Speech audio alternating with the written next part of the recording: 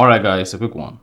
Here, I'll detail how to turn LED flash for alert on and off on iPhone. So if at the end of this you found this offer informative, please don't forget to like and then subscribe. Now the first one to do is go ahead and open the settings app. On the settings page, scroll down, locate and click on accessibility. On the accessibility page, scroll down, locate and click on audio and visual.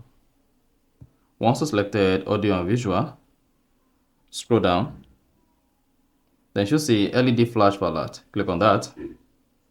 Now, to turn on LED flash for alert, turn this on. Now, if you want to use LED flash for alert when unlocked, turn this on. Flash in silent, turn this on.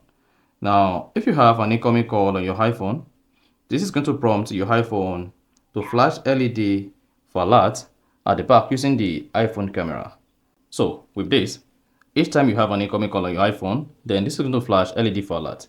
Now to turn this off, just disable all of this, and then you are good. So that is basically how to turn LED flash for alert on or off on iPhone. So if you found this offer informative, please don't forget to like and then subscribe.